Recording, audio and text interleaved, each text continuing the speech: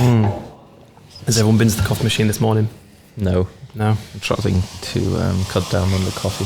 I bought a coffee from Greg's. Sacrilege. This morning, so. Oh, no, that's even worse. Sacrilege, yeah. It's not great coffee, but it comes with a bacon roll, so that's go for the bacon roll. Yeah. I have missed that. I have missed the £2. It's fantastic. It's like £2.30 now, which is so annoying. I mean, I know, like you're not going to notice it, but yeah, it's really annoying, isn't it? It just keeps they keep on like just bumping it up. Well, there was a time when it was £2 for a bacon roll and a coffee. And I got a £10 Greg's voucher, and it was basically a week of breakfast. That's the way I saw it. That's amazing. £10 in Greg's, that's gold. That's what I mean. Yeah, when it was £2 for that, it was every morning. It was breakfast for that whole week. But now it's like There's few British institutions that make me proud. Greg's is one of them. Yeah. What about Wakelet? Does that make you proud? We're global. We're not just a British institution. That's true. Welcome everyone to this episode of the Wakelet podcast. My name is Marcus. I'll be your host. Today we have three special guests. We've got Matt on the product side. Hello. How's it going? Yeah, it's good. Thank you, Marcus. All good. Happy to be here. Fantastic. And Tom? Hiya. Data scientist. Yeah, that's correct. Very excited to be here. And then we've also got Sean, developer. Is it front end or back end? Senior software engineer is what I normally call myself. But yeah, I'm working on the front end team at the moment. Yeah. Decent. Well, thanks everyone for being here. Really excited for this episode. Today we're talking about technology in a post-COVID lockdown world. Obviously, a lot of countries are still suffering the pandemic and we're not really past that yet. But I brought you all here today because I wanted to ask you all for your insights on how technology has initially changed when obviously, the pandemic started about, 18 months ago, something like that? Quite a while ago now. Feels like a long time ago, doesn't it? Yeah. Yeah, it feels like an age, and also one thing as well, you three all joined the team during the UK lockdown. So that's true. Well, Sean, how was that for you? Yeah, so it was a weird time for me because it was just before lockdown started actually when I was switching roles. I finished. I remember handing my notice in at my previous place, and obviously there's a certain notice period, and it was during that notice period that lockdown happened. So we locked down, and I was still working there, and then I started at Wakelet, and suddenly I'm not working for them anymore. I'm now working for these guys, but I'm still in the same place. It was a weird transition. Wasn't like it didn't feel like I was quitting a job. It was like I was just moving teams or something. Yeah, because you were still at home during Still at home, still using the same tools. Just instead of being on video chat with these people, I'm now on with these people instead. So it was a very strange transition. Yeah, I've never experienced that before. Tom, did you have a similar experience when you changed teams? Yeah, I think the whole introduction to the Wakelet team was excellent for me. But I think when you're joining remotely, it can feel a bit like detached. Like, who are all these people and how is that any different to watching a video on YouTube? Exactly. It's just talking heads. So I think it's very different, and writing code and doing all the technical bits is absolutely fine. But it's the the human aspect is a bit behind when it comes to remote work. Of course. I mean, we've had lots of discussions by the coffee machine. That wouldn't have happened if not for being in the office. But I guess that's just the barrier. But there's a lot of plus points as well. Obviously, then you can work from anywhere in the world, which is a nice thing. But in Wakelet, we try and we're a very human centric company. Like the team's amazing, and we all want to be together working on the same product. So and Matt, obviously, you work on the product side. So I do. How was it for you when you joined? It was really smooth, actually. Okay. The whole interview process was done through Google Meet, so it's done remote. And you really struggle to get a feel of the culture and the team when it's just all on video. And everyone's not this small; they're actually a real human being. That's the thing, you don't even know how tall someone is. Yeah, I think little things that you like. Normally in a room you can sense and you can get a feel for the team and the culture and stuff. But online it was different. But when I came into the office to actually start, I was very welcomed into the team. Everyone was super friendly and very warming. So it was weird, but good, I guess. Well, it's good to have all of you. It was weird for me because I've been at Wakelet for a number of years now, and it's as if the pandemic was like a strange transitionary phase in the business, because as a company we've actually grown quite a lot since the pandemic started. Well, just from the size of the team, and it's as if everyone started working at home for a bit, and then we hired all these people, and we started really accelerating the growth of the product and the development of it, and obviously hiring all of you and countless others, and then suddenly now we're back in the office, thankfully, and there's this whole team, and some of you have worked here for months, and I've only just like met some of you, so it's a bit strange. You've kind of gone past that that initial, when someone joins the team, we're very welcoming, we make a big fuss over it, but then some people have been here for months before I even, I don't know how long it was before I actually met you. It was kind of weird. That's a good point. I mean, you just what you said there about I guess the pandemic happened and we was less than half this team size now, I guess. Oh yeah. So for you, it must have been very strange, because you've kind of you've come away from the office, from all these people, and then you've come back, and suddenly it's a huge team. Well, not huge, but more than double the team now. In the same way that you three have left previous roles during lockdown and then come here remotely, and then obviously now we're in the office, feels like that for me, in the sense that, well, Wakelet's like a whole new company now that we're all back together. Yeah. And it is, because you got all these cool people that have just joined us. It's amazing. Yeah. But in terms of okay, so obviously working wise and family life and all that being affected, what about the actual tools and the products that you use at home? Not necessarily Wakelet, but just other things. Have you three noticed a change in how companies have I guess developed and promoted their products, and maybe even how you use them? Yeah, I mean, we've definitely been using a lot of tools during the pandemic. In terms of companies promoting them, yeah, that's a good point. I've not really thought about that, but it was a good advertising opportunity for a lot of people. Well, for me on the marketing, on the growth team side, obviously I've got that insight and that perspective, because a lot of products in the tech space have grown massively due to people being at home and being more reliant on the technology. And obviously at Wakelet we want to help people as much as we can, whether they're remote or not, and to obviously share resources and that kind of thing. So yeah, we've seen a bit of an uptick in usage, just because there's a real need there. But in terms of Tom, obviously on the data side of things, how do you think the change in the way that people are using tech platforms more so, is that going to continue, do you think, as we come out of the pandemic? Obviously a lot of countries are still in the thick of it. It didn't really change so much how people use those tools, more so than accelerated, because we've seen more and more people kind of adopt the remote style of working, and I suppose some jobs are well suited towards remote work, and software engineering is it's pretty all right to work remotely all the time. But a lot of industries haven't adopted that yet.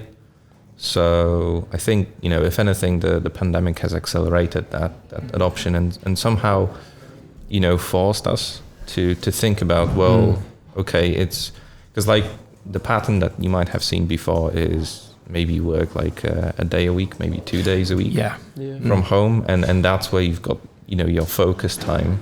You don't need to really speak to other people, just do your bit, and then for the rest of the week you kind of interact.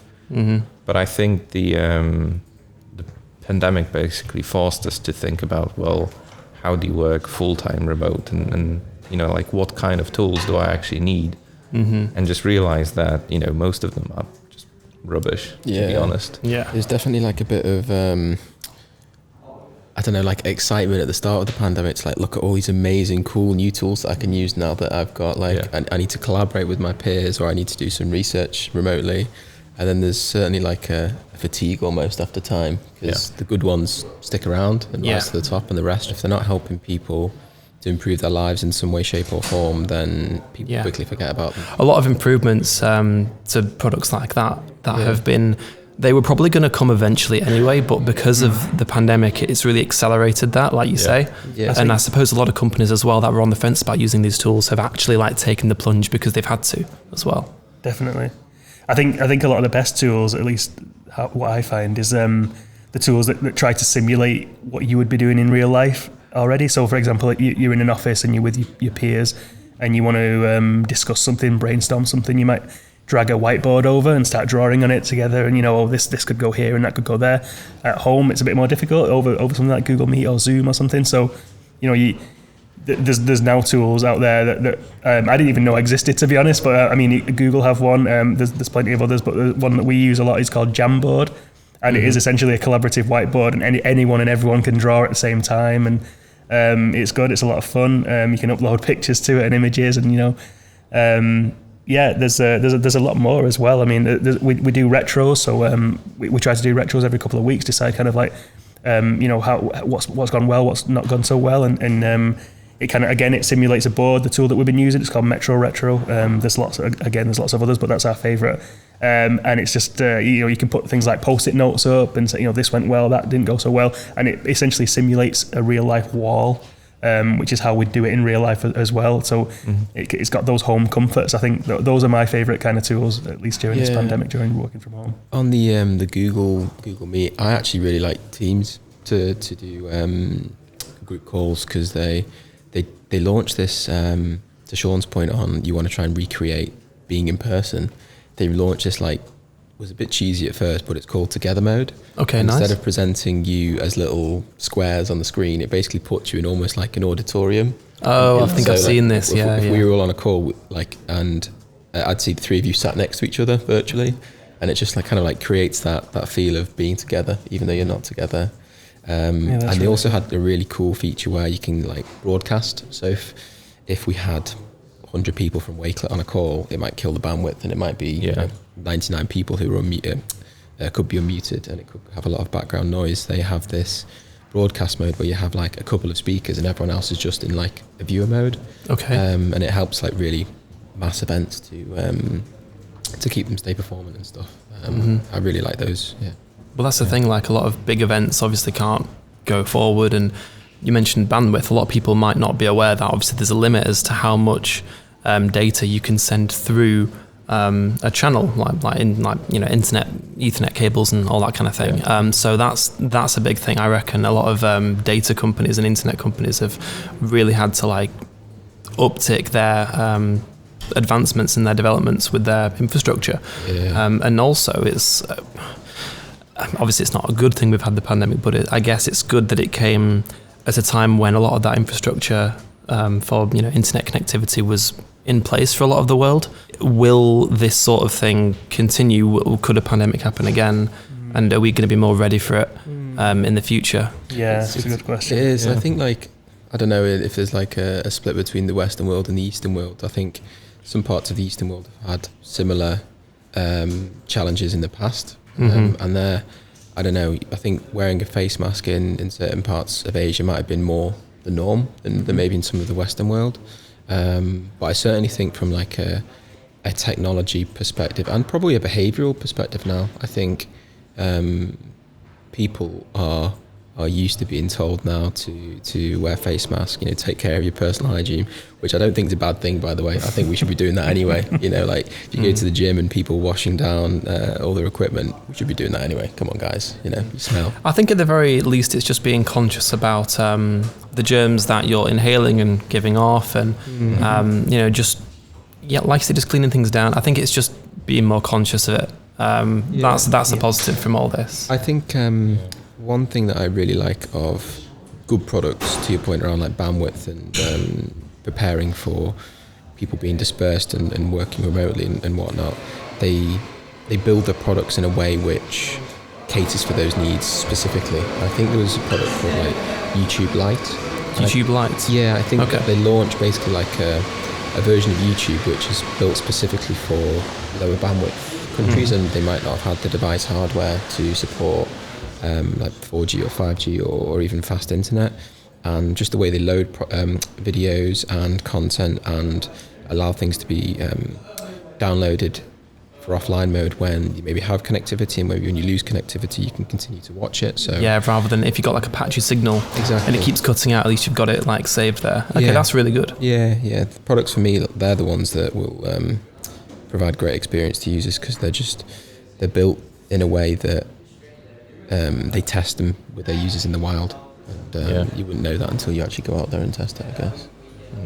I I suppose think the one thing that is still not figured out is how to simulate sort of the office banter and just, getting to know people, because might be a bit controversial, but going to work is not all about work. Like, you get to know people, and if you're going to work on a project with someone for many, many months or maybe years, you kind of need to like trust them and know them as people. And sometimes, people have got bad days, good days, things happen. And so when you like get to know them, you kind of accept, the whole person rather than just the professional side. And I think I've worked for a company remotely only. So I joined the company remotely and I left the company remotely. I never met anyone physically. Wow. And that was a very strange experience, I think, because I never felt like attachment to anyone. Like, these are all the people, and I just don't know any of them. They're all just faces on a screen. Yeah, exactly. Yeah. And even if you try, it's very hard to have any kind of relationship with them, because it's like, well, how do you schedule a call for like 15 minutes of let's talk about how do you feel? You know what I mean? Like, do I put this in Google Calendar? Feels weird. Yeah. I mean, Marcus mentioned it earlier. You just can't be just gathering around the coffee machine sometimes and just chatting. It's simple as that, isn't it? Yeah, exactly. And it's very hard to simulate that. Yeah. You can probably hear a little bit of that in the background now, actually. But that's the beauty of an office environment, and it's a buzzing atmosphere. And for me at least, I get energy from other people quite often. And having a great conversation, and often, a caffeinated beverage really helps get the conversation moving. And also, Tom, with what you said before, if you really understand a person and their way of working, and maybe appreciate if they're going through some struggles or whatever, you can be aware of that and change how you work with them to get the best out of both of you. So that's a really good thing as well. Yeah, definitely. But in terms of workflows, my question was going to be, has your workflow changed during and post-pandemic? But obviously you all worked at different companies before the pandemic, so it might be a bit of a tricky question for you. For me, it's certainly, it initially changed, but now I'm back to my usual way of working. It's just I've got a lot more people to work with now. We hired our graphic designers, Sam and Elle, during the pandemic, and they work with me quite closely, and they do some amazing work that has made me work better as well. And it's a really nice bit of collaboration that prior to COVID I didn't have. I was just doing it on my own. So, do you guys relate to that? Yeah, I guess in terms of like the ways of working, I started to think more about asynchronous work. So when you're in an office, it's quite easy to go to someone's desk, and say like, oh, do you want to work on this now? And it's like easy. Whereas remotely, it might be difficult, especially if, they might even be in a different time zone. So I think the thing for us that changed the most is like the emphasis on good documentation and making sure that all of your work is set up so that you can finish and then someone can pick it up later. Yeah, that's the change that I've seen. There's a lot of handover in your work, I suppose, isn't there? So yeah, that's quite important.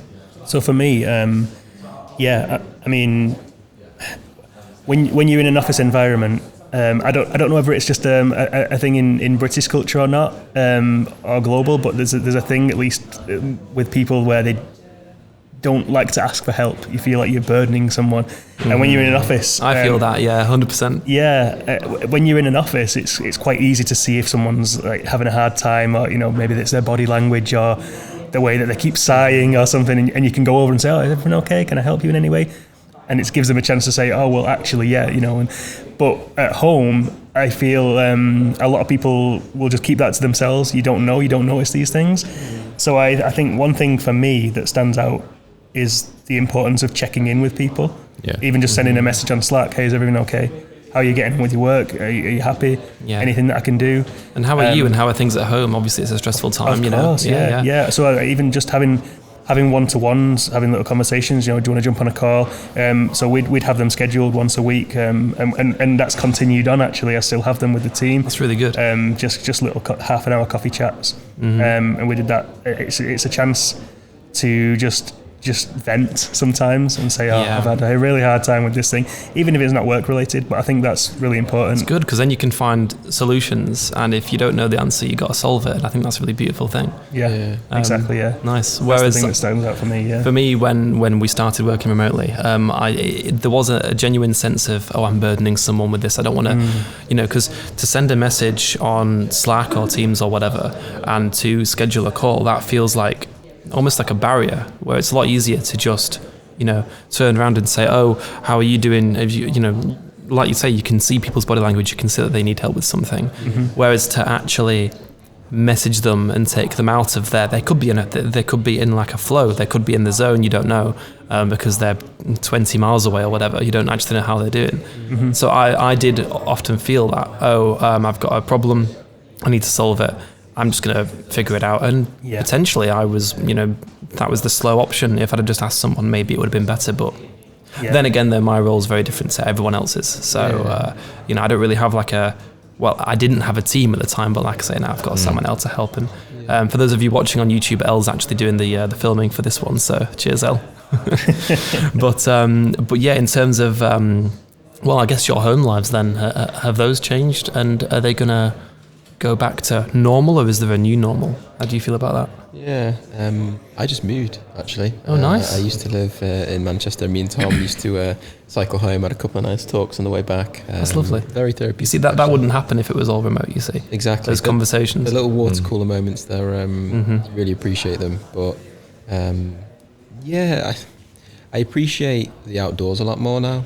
And I've found technology has really helped to get, obviously it's been an enabler for getting so much stuff done, certainly with remote working, but then again, I also really appreciate putting my phone down, closing my laptop and just getting outside. And we were in a flat in central Manchester, and whether it was like a nice day or, you just wanted some fresh air, especially in the lockdown, you really struggled to get out. So I think I've really started to appreciate technology more because of its being an enabler, but then also flip side of completely blacking out and just getting outside, having some fresh air. I really appreciate that. And that's the key thing as well. If you're working in an office and if you live in a busy city and you've got a flat, you don't have any outside space really. No. So where are you going to get a chance to do that? And I suppose if you're cycling home, I mean, just that 20-30 minute ride with some fresh air, that does a world of difference. Gives you clarity as well. And I found that I recently moved and my commute has turned from what would be a 5-minute walk to what is now like a 40-minute bike ride, with the train in between, so it's not too bad. But it's nice and it gives you that clarity. It gives you closure as well, because I don't know what you guys thought when we were or when we do continue to work from home. Time blurs almost. You might get up early, and if you've got kids or whatever, you work around that, and homeschooling and stuff, you might work later. If you don't get out of the house, because at that point when you're working from home, your house is your office as well, and if you don't leave at some point, you never leave work mentally.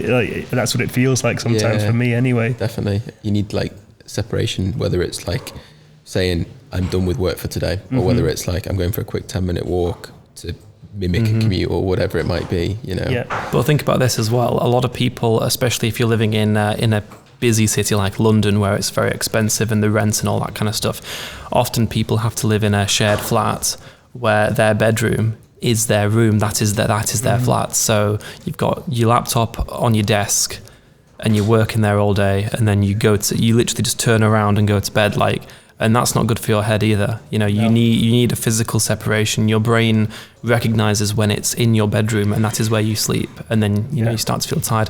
A lot of people get insomnia otherwise. And there's a lot of serious health issues with that way of working. But a lot of people have no choice because of their situation. Of course. So there's some really interesting trends right now where people want to live, and a lot of people that used to love city centers started to move to countryside just because of that. I've noticed that during the pandemic, houses in Cornwall, at least, have shot up, and it's very, very difficult to find a house down there or any kind of accommodation, just because I think everyone was it opened everyone's eyes, I guess. Like, everyone's suddenly now trapped at home and everyone has time to think, and it's like, where do I want to live? Where do I want to be? Existential crises and things like that. I think a lot of people, as you just said, start to think maybe I'd be happier in the countryside, and with the world being forced into a remote way of working almost. I think a lot of people started to see that was a possibility now. Like, maybe before the pandemic, it's like, well, I can't go somewhere like that because I have a career here. My life is here. But now, everything's remote and everything's, a lot more accessible. Maybe I can live down there and still have my career and still do this stuff. So it's opened up a lot of doors for people, I think. Created some options as well, Definitely. which I think is good. Yeah. I actually do hope that the pandemic is going to push the way of thinking of we actually don't need to be in offices all the time, because there is a real problem of population density in city centers, and you've got a situation where during work hours a lot of people commute into the city and then they move out, and that obviously puts a lot of strain on the infrastructure because you have to move them somehow. With all the climate change happening, you've got all of the pollution being produced just because people move house, office, house. Yeah. And fair enough, a lot of jobs can't be done remotely, but if they can, maybe they should. It might help with capacity as well, because as teams need to grow and get bigger, office space is limited, especially in overpopulated cities. So the 1 day, 2 day a week working at home sort of, might actually help with that. But I wanted to also ask you all about the actual product that we're working on with Wakelet, and how you all see that, how it's changed during the pandemic. Obviously you weren't all working on Wakelet at the beginning, but I've definitely seen a lot of improvements in the last 18 months, and taking that forward as well, whether it's working in the office or at home, how we can ensure we can continue to make the best product that we can for the users. Yeah. When I joined Wakelet, I think it was last May. I feel like it was last May. And we would, the first project I worked on was Spaces, so Spaces wasn't a thing yet, but it was being built. And also Wakelet just wasn't a collaborative tool in the sense that it is right now as well. There was no real time, there was no notifications, there was no reactions. So in my opinion, it's changed a massive amount. It's become this collaborative tool. Now you don't feel so alone. It kind of just felt like a solo bookmarking tool almost, and now it's like this thing that I can collaborate with friends. We put kind of video game collections together and things like that, and things that we're passionate about, and it's good. You see these notifications coming up, and oh cool, my friends now put this thing into my collection, let's go and have a look at it, and I can react to it, and it's just it's opened it all up now, and it's only the beginning in as far as I'm concerned as well. I think we're going to be doing a lot more of that. So that's it's really come a long way in the last 18 months. I think that's a clear example as to how the pandemic, obviously it's not a great thing, but it has pushed a lot of companies to improve in that sense. A couple of years ago, before the pandemic, I remember we were doing a lot of traveling at Wakelet, and if you go to our YouTube channel and look at some of the vlogs, you'll see we go to America, we go to India, and we visit schools and we see classrooms of kids using Wakelet, and it's really, really cool to see. It was the first time that we'd actually seen users using it in real life. But of course, we didn't perhaps need all the notifications and the reactions and the collaboration features, because classes of kids were using it in one room with the teacher stood central, telling them what to do and talking to them. So, it wasn't perhaps needed, but going remotely, it's really highlighted the need for all these really cool tools and features that we've now introduced because of the work that you've all been doing. So, and even in the 4 months, 5 months that I've been here, and certainly I think you've been here a similar length of time, Tom, the product and the way that we work as a team in our kind of philosophy to how we get stuff done I've certainly seen it come on a long way, for sure. Bringing in people like Tom and some of our UX colleagues, Yushin and Mike, who have really helped build out really great design as well for Wakelet.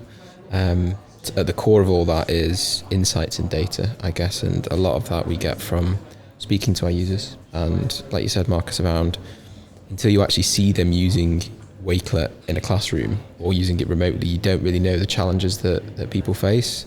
Like with the beauty of Zoom and Meet, we had this call with this gentleman from Mexico who uses Wakelet in his classroom as an educator, but he has 2 devices and he presents on his laptop, so he can share that with Meet or Teams, but then he also has his mobile, so he can kind of stay ahead of the presentation. Because when it's in present mode, you can only see the content that is being presented, but he wants to know what's coming up next so he can prepare himself for it. We would never have thought that people use Wakelet on 2 devices at the same time. We kind of assumed that people, if they're adding stuff to collections or bookmarking, they'll do it on the laptop if they're maybe working or on a lunch break, or on the commute home they might use their mobile phone. But this guy was using it simultaneously at the same time. You're like, whoa, that's crazy. Really cool. I've never seen that before. That's nice. But then you start to think about, well, how can we best address that problem? Like, what can we do to serve that user in the best way? So yeah, for me, it's always talking to users and understanding the problems they face, and the rest follows. You know, how we make the product great always starts there. For sure. Yeah, I make certain assumptions, and I'm always proven wrong about how users interact with the platform. And what I like especially is that we have really creative users, as in, like, you know, we don't advertise or we don't, you know, suggest some of the ways that they figure out and how they can use the tool. And I suppose it goes to show how flexible it is on one hand, but also how creative just the people are. And that's always amazing to me, because I'm like, oh, I didn't expect this. Yeah. I know for sure. On last week's podcast, Amy and James from the community team, they were talking about how throughout the years we've never really suggested ways of using Wakelet. It's always been what's been given to us, mostly from our community members and our, you know, more passionate users who are in touch with us every day, whether it's through direct message or Twitter or whatever. And it's that feedback, and we always talk about how, you know, feedback is the most important thing, and that's how we, you know, can make it as good a platform as possible. Yeah, definitely. And we're doing a lot more of that in Wakelet as well. We're kind of reading into the data. We're seeing how people are using it. And yeah, as Tom said, we make a lot of assumptions here. I mean, it's hard not to, and you might say, okay, this is a really good feature. Let's build this for our users. They're going to love it. And I mean, even just a recent example, we changed the way that people were adding content to a collection, and we thought it was great. The whole team thought it was great. We were convinced that it was going to be, you know, a game changer almost. And we put it out there as an experiment for only a certain percentage of our users. And we gathered feedback just to, you know, see how they found it, and we kind of expected it to be all good. And I mean, a lot of it was good, but then there was a lot of points, as Matt said, that we didn't even consider. A lot of things, a lot of people not fully understanding, you know, how it should be used, and when we were assuming it was obvious, and, you know, a lot of issues like that. So I think, like, yeah, just looking at data and just listening to users and just seeing how people are using the platform is really important. And we have a philosophy as well of failing fast. So if we're going to fail at something, we have to do it. We have to experiment. If we fail, get out of the way and just continue on, you know, the next thing. And I think that one is a good example of that. We listened to the users, even though we thought it was going to be a success. It unfortunately wasn't. And we've said, okay, let's scrap that idea, move on. Like, how can we improve it in a different way while using that feedback as well? Because obviously that feedback was very valuable.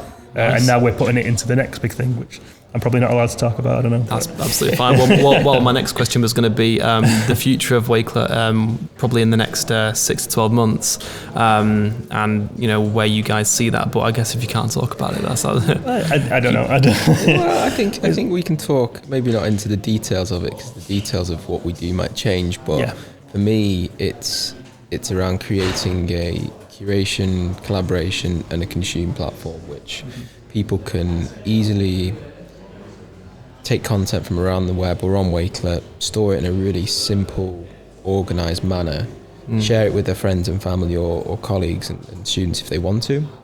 Of course, the collaboration is a really cool feature, but they might never get to that point, and that's cool, because as long as people get value from Wakelet, from storing things and not forgetting about them online. It really annoys me that was a problem that I didn't know I had until I came to Wakelet. I was like, I always read these cool articles online that whatever recommends to me, and then I lose it and I forget about it.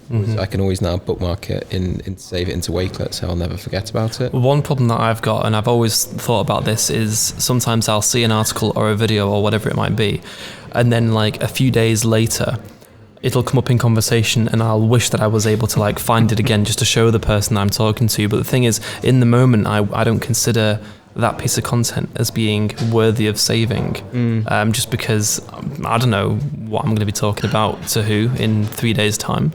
And I've always, in the back of my head, thought, okay, how can I pitch this as a new feature to the product team and see what you guys think? But I'm still, not too sure. It's just looking at how to help the most amount of people in the day-to-day. Definitely. And that's the challenge. But it's always about, what the user wants and doing what they want. But strangely enough, a lot of companies don't do that. A lot of companies, they have a new feature for something and they decide, this is what we're doing now, like it or lump it. And sometimes there's a lot of backlash, but they just go ahead anyway. I've got a few examples. For example, YouTube in 2013, when they were trying to push the use of Google Plus, if you guys remember that. So they changed the way that the comment section worked in YouTube. I'm a video guy, so I'm quite passionate on this stuff. I've been using YouTube for the best part of a decade, but more than that. I remember the controversy. There was a massive controversy around it, but they stuck to their guns, and I mean, people have accepted it now. I think the biggest problem was the new comment system allowed people to have custom usernames. They could change their name, have a first and a last name, which meant there was a lot of spam, a lot of people posing as President Obama and that kind of stuff, and there was a lot of worry about privacy and censorship and authenticity on the web. Obviously, with Wakelet, the changes that we're talking about aren't anything like that. But I don't know, how do you guys feel about that? If we feel strongly about something enough, I think there has to be some data to back that up, I think, initially. I mean, obviously, I don't know what YouTube were thinking back then, and maybe they had a hypothesis and some data to back that up and said, okay, if we did this change, it would be positive, and obviously it wasn't. I guess you can't always predict. Yeah, but they've still got the same feature set now. So, I mean, they've obviously, in terms of their long-term vision, it obviously fit the bill. They just knew we're going to annoy a few people along the way. Yeah, it's difficult because anything that we do in product and development, people and humans always have an aversion to change. It's natural. That's true. People don't like change. Some people say, yeah, I love change, whereas deep down, everyone likes their own way of working, their own little workflows. And the best way to think about it is if you're in a shop, a retail shop or a supermarket, and you always buy your tea bags from one place and they move it on the other side of the store. How do you feel when you go into the store next? What have they done this? But then once people can either find a new location or understand where it might have moved to, because now it's close to the checkout or it's closer to the biscuits, which it's like a complementary product, I think. Of course. we should also always think of like the changes we want to make to Wakelet listen to the users. And I like the kind of school of thought of giving them the option. So like running like a beta program where people who, we've got a really engaged and caring community, like giving them the option to test and try new things out first, because not only are they our most loyal and best users, but we can get feedback from them and help create Wakelet which will most resonate with our users, I guess. That's nice. It's always been mindful that if we think something like what the guys have said around assumptions, they're probably wrong. So that's true. We need to just fail quickly. And also a user could be using a certain feature in a way that we hadn't foreseen. And while that might be just 1% of usage, it's still 1%. It's still, there's still people using it. So I guess that'd be a good thing to do, doing like beta tests, A/B tests. And if we change something on the site which a user, just one person disagreed with for whatever reason, give them the opportunity to actually come forward and explain as to why. And then we'd be like, oh, okay, we're now aware of that way of using Wakelet. Let's see what we can do to, improve it for that person.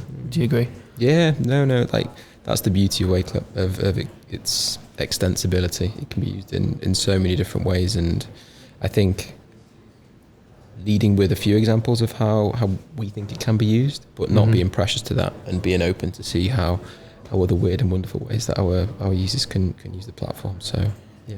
As a user, I like the idea of being able to put anything into Wakelet. So I like to think that the future of Wakelet might be that I can literally drop anything in there, whether that's image PDFs, things like that. I know that we already do that, but I don't know, like SoundCloud clips and things like that, and music. I don't know, just anything, and it will display it in a nice way. And I don't even have to think about it. What can I add this to Wakelet? It just happens. I think the feeling, that makes sense. Yeah, it does. The feeling that you want is if someone imagines something in their head, you want to give them the ability to do it. Yeah, like they'll try it and be surprised that, oh cool, it works and it's formatted nicely still. I didn't expect that to work, but it does.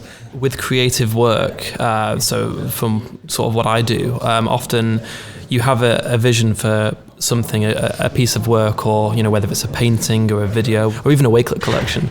You have this idea in your head as to what it could be, and you've got this beautiful grand vision, and then you produce that piece of creative work, and then it's not what you want. It's a disaster, and that's because you're viewing it with the outer eye, which has no emotion, but the inner eye in your head, that has the emotion and makes everything look nice. So I suppose if with Wakelet we can help the user, this is going to sound a bit whimsical, help the user achieve what's in the inner eye, by making it beautiful and effortless for them, then that's obviously what we want to do.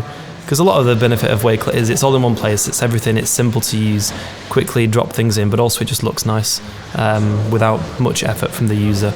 And I think for me, that's the key thing. Yeah, of course. There's a certain similarity with like Apple products. They as a comparison to an Android device, they restrict quite a lot of what you can do with the device, and they do that because they trust their design and they trust that their experience that they'll provide users, because of its simplicity, ease to use, everyone can understand it. That resonates with so many users. And I think there's parallels with Wakelet in that we make it as simple and easy to create great content. Yes, we might not be or have the same feature set as like a website builder where you can go into the code and change the HTML, CSS or whatever, but I think that's okay. I think that works to our strength because we keep it simple and we make it look beautiful. So. Well, Apple's philosophy, the average person doesn't need to know about the technology. That's a barrier. My grandmother doesn't need to know how to code. She just wants to watch The Crown on Netflix or whatever it might be. She just wants it to work. She doesn't want to have to go into the back end and like figure out, okay, I need to plug this in and do that. So it's removing the technology out of it and just making it simple for the person. And if they want to go further, if they are interested in actually changing things, then allow them to do that. But for the average person, they just want it to work. Just want it to work. So and be simple. Yeah, exactly. I think that's a good point to round off on. This may be to date, we've been doing these podcasts for about a month or so, but this is probably the longest one, which I'm quite proud of. I think we've had a very good discussion. It's gone quite fast, though. It has gone very fast, yeah. Mostly I'm rounding it off because I noticed that my coffee's empty, so I need to get that sorted out straight away.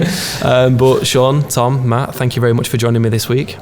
Yeah, thanks for having us. Yeah. Any further points you guys want to say before we finish? No. Just let's go and have some banter by the coffee machine. I'll see you there in 5 minutes once we've turned all this off. Brilliant. Well, for those of you at home listening, thank you very much for listening or watching if you're on YouTube, and we'll see you next week. Bye for now. Thanks very much. Bye.